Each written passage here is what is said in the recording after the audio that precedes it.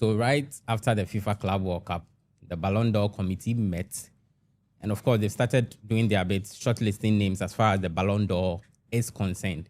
Welcome to the VAR Room on Westman Studios. And today, we want to delve deep into these players who are in contention to be crowned Ballon d'Or winners. I've got my guys in the studio here to do justice to the topic. I've got Kwabna, Starboy Kwabna here with me. Yeah. You guys should see what they are doing in the studio. World champions. These Chelsea people, they don't go here. World champions. World champions. We are seeing now. World Champions. And I'm sure one week celebration. 1 week celebration. Anybody do? Anybody By now, line up now. Drop you one. I drop it. You probably start at 7 p.m. Charlie or James DM. Charlie, yeah. Guys, so Kwabna is here. Kwabna is here with me. Kwabna, what's up? Charlie, Adi. I can see you're in a very happy mood. Yeah, very, very. Of course. Very. 1 week celebration. Yeah. Richie, Good. you're also good. Yes. 1 week. Charlie, feeling day inside. It's good. It's good to be back, guys. It's good to be back. Sure. Yeah. Let's go straight into the conversation. So, like I said earlier on, they had a meeting just after the Club World Cup, and so on August 7th, the nominees, we hear the list of nominees, as well as the shortlisted players for the Ballon d'Or conversation. On this show today, I want us to look at shortlist a few players. So I want you guys to give me about 5 players in the year under review. Give me your 5 players first, then we will scale it down to 3, and then you tell me who you think will be the favorite to win the Ballon d'Or. I'll start with you, Kwabna. Yeah, this is difficult because in the 2024-2025 season, we had very interesting players, like very good players who performed very well. Yeah. So me shortlisting just 5 is very difficult, but let me just give my top I want 5. you to give me 5. Yeah, so Ousmane Dembélé. Mm-hmm. So there's nothing like particular No order. particular order. Yeah. We'll scale it so, down in that so particular Ousmane Dembélé, Yeah. Lamine Yamal, Mm-hmm. Cole Palmer, because of being the best player in the Club World Cup, I'll consider him. Mm-hmm. Fourth, Vitinha. Vitinha. Yes, Okay. because he had a good season with Paris Paris Saint-Germain and also with Portugal, winning the Nations League. Nations League, yeah. And the last one, I'm torn between Salah, Hakimi, but I'll give it to Hakimi. You give it to Hakimi. Yeah. So it means you don't have Salah in your top 5. No, I don't have Salah in my top 5. Richie, talk to me about your top 5. Well, Ballon d'Or. Yeah. To me, I think it's an early conversation, but I mean, we can still talk around Sure. it. I'll choose Dembélé, obviously. Dembélé, Kopama, Lamine Yamal, Vitinha, and then I'll bring in Pedri to the discussion. So go over your list again for me. I'll go with Dembélé, Dembélé, Palmer, Palmer, Lamine Yamal. Lamine Yamal. I'll go in for Vitinha, Mm-hmm. and I'll go in for Is it Pedri? Pedri. But Pedri. I'm also thinking of Raphinha. You have to choose. But I'll go in for Pedri. I'll go in for Pedri. So for you also don't have Raphinha in your top 5. Yes, I'll go in for Pedri. You also don't have Salah Salah in in my your top 5, yeah. Now, I need reasons. I need you to justify these players that you have in your top 5 right now, as far as the top players, top performing players in football currently is concerned. Yeah. So tell me why you have selected this. I didn't hear of Salah. Yeah. I didn't hear of Kivica Kvaratskhelia. I didn't hear of there were a host of players who performed extremely well. Yeah. I didn't hear of any of them. Yeah. So why this 5? Okay, so for me, the reason why I chose this 5 was because, one, Ousmane Dembélé had a very good season with Paris Saint-Germain. Yeah. He won the domestic treble and also won the Champions League, so winning the quadruple with PSG. Unfortunately for them, they weren't able to win the Club World Cup, but they at least advanced to the finals of the Club World Cup, which is very good. He had a very good season with Paris Saint-Germain. With Lamine Yamal, as usual, the PR for him is top-notch. He had a good season with Barca. He won also the domestic treble with Barcelona. They didn't really go far in the Champions League, but he did his best for Barcelona.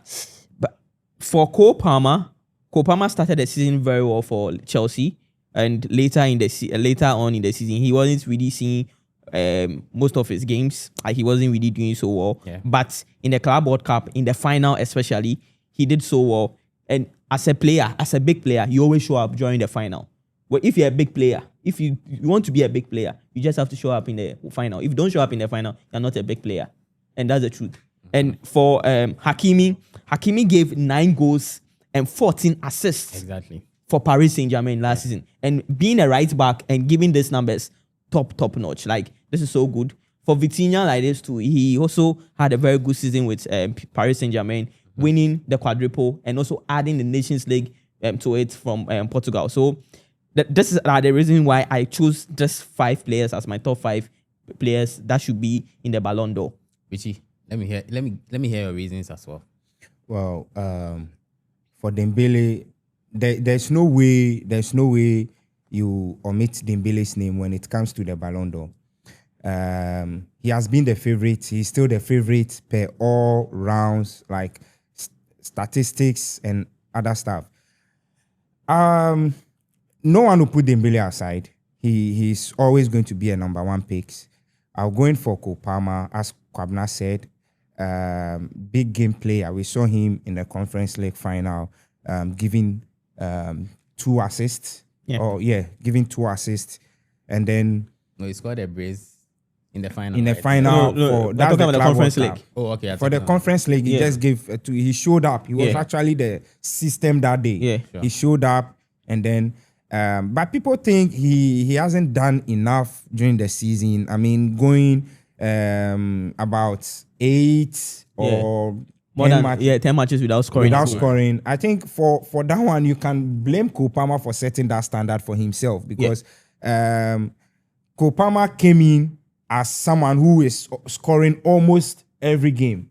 So when such player goes out for some time without giving numbers, people think he's not doing much. But he was Chelsea's most chance created. I mean, creating more chances more than some of the than Odegaard in Arsenal, than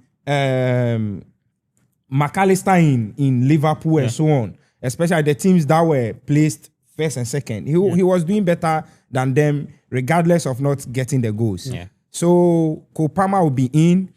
I'll go in for Vitinha because Vitinha, Pedri, almost having the similar conversation in terms of They weren't giving that numbers in terms of goals and assists, but then we can see their impact in the game. And I think he was Barcelona's best player. That's Pedri. Pedri was Barcelona's best player of the season. So he must come into the conversation too as well. I'll choose him over any Barcelona player. So definitely he has to be in. So that's my your top 5. Top 5. And the reasons for which you are yes. And then Lamine Yamal comes in because we saw his input at the stage semi-finals of the Champions League and then quarterfinals. He just came in and bossed some of the game, dominated some of the game and so on. But not much impressive when you go to his numbers. His numbers, especially at the local or the La Liga game or the Spanish terrain. Yeah. So if this conversation boils down to numbers, I have my own reservations in truth. I feel numbers shouldn't necessarily be the yardstick every time. But then let me run by you the numbers as far as your players you've mentioned are concerned. So for Dembélé, he had 37 goals and then 16 assists in the season under review. For Lamine Yamal, for instance, and I'm talking of numbers in all competitions, 21 goals, 26 assists. He won La Liga, the Copa del Rey, and the Supercopa España. For Dembélé, he won the quadruple. Yeah. Okay, so Vitinha, someone like Vitinha, he had 8 goals, 8 assists. He also won the quadruple and then added the Nations League to it. For a player like Raphinha, you guys overlooked him, but then his numbers are staggering. He had 39 goals in all competitions, 25 assists. And of course, he won the La Liga, the Copa del Rey, and the Supercopa España. I want Cole Palmer. I want the numbers for Cole Palmer. So for Cole Palmer, he had 18 goals in all competitions, 14 assists. He won the Club World Cup and then the Conference League. So you've given me your 5. Now, obviously, it will scale down to 3. Yeah. I want you to take 2 out and give me reasons for that. Then we settle on the 3. Then finally, you let me know who your favorite is going into the conversation as far as Ballon d'Or is concerned. Okay, so my top 3: Ousmane Dembélé, Lamine Yamal. Hey, this is difficult. This is difficult, but I'm sorry, Chelsea fans. I have to put in Vitinha as my top 3. So now is the time you take off. Yeah, I'm taking off Cole Palmer. Cole Palmer had a good season, all right, but the only thing that will make him not being part of the top 3 is because he didn't play most of the Conference League games. Okay. And even in the Club World Cup, although he did so well in the final, there were some of the games he didn't really also perform well. So this is thing that didn't really go on well from my part. So Dembélé, Lamine Yamal, and Vitinha. Yeah. Richie. Well, I think we are overlooking something here. Okay. Cole Palmer won the best player in the FIFA Club World Cup tournament. You can't mention Lamine Yamal with a tournament being the best player of such tournaments. Okay. Chelsea. Oh, it's true. No. Let's face the truth. Cole Palmer has been the FIFA best player, FIFA Club World Cup best player. Where this Dembélé, we saw Dembélé in the tournament. We saw Vitinha. We saw all these big guys' name in the tournament. And he took the best player. Put that one aside. Lamine Yamal has never been a best player over any tournament. Euros is just last season. Euros is not part of this current ending season. No, for Ballon d'Or. That's where Rodri dominated and won the best player. Of course. And he won the Ballon d'Or last season. Exactly. So it's not in the conversation. In this conversation, when you talk of the Copa del Rey, Lamine Yamal wasn't the best player. You can't talk about La Liga. He wasn't the best player. Even in Barcelona, he wasn't the best player. You know, in a way, what Richie is saying, I kind of side with him with what he's saying. I'll take Lamine Yamal out of the conversation, so and I'll scale the other two between Vitinha and Pedri, whereby Vitinha will beat Pedri in terms of national assignments. So in that order, Dembélé, Cole Palmer, and then Vitinha. The reason why maybe Lamine Yamal was included was fine. I know someone will say, why am I making this point? But the PR for Lamine Yamal is top notch. Yeah, you can talk about the PR. Yeah, the PR is top notch. But I kind of side with Richie with what he's saying, because most of the tournament, the big tournament, individual achievements, and the individual achievements, even in the FIFA Club World Cup, the countries, when Modric had the best player for the being the best player in the FIFA Club World Cup, he won that day. That year he won the best. He wasn't even having encouraging numbers. Messi won the best player. Messi won the best player in the World Cup. That season, he won the best, the Ballon d'Or. So we are just putting fanatic aside, and then we just face the point. Problem. Sure. Very soon we'll know who will stand out as far as this. Oh yes, because it's not over. We have like 3 months to go. So but the nominees will be out next month. On August 7th. On August 7th, yes, to be out. And the nominees will be like top 30. Yes. Yeah. So definitely all these players we are discussing will be part of the top 30. Absolutely. That's right why now, I'm really interested in we are making our points per now. But then as time goes on, I mean, along the new season, Cole Palmer can be very bad and then his name can go missing. Dembélé can maybe have a dull start. Lamine Yamal could have a better start. Let's say getting hat tricks and like giving us some quality numbers along the run to the Ballon d'Or deadline. So the Ballon d'Or event is on 22nd September. So the time is almost due. The time is almost due. No. 22nd September. Yes, but then September you could have gone like... A lot can happen. So a lot can happen. I'll push you we have the Club World Cup, UEFA Super Cup, which goes in favor of PSG. That's Dembélé, and then so a lot can happen. So I'll push you to the wall, Richie. Who will win it? I can't decide. I can't. You mentioned your top 3. So who out of that 3? Out of the top 3, everyone deserves it. So to you, any of the 3? Any of the 3. Wins it?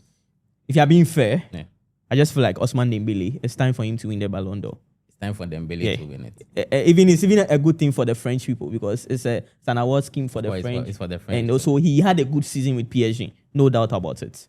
All right. So for you, any of the 3, we've seen such scenario before, whereby everyone thought it is this player because of numbers, whereby Modric came from nowhere to win it. It's happened the same time. Rodri with no numbers, and then he came out from nowhere. So whenever there is a midfielder in this conversation, it's kind of tricky. So that's why I don't want to choose my best. I get you. Guys, so join us in our comment section. We want you to also let us know what you think. My guys have mentioned their top 3 as far as the Ballon d'Or conversation is concerned and who they think will win it.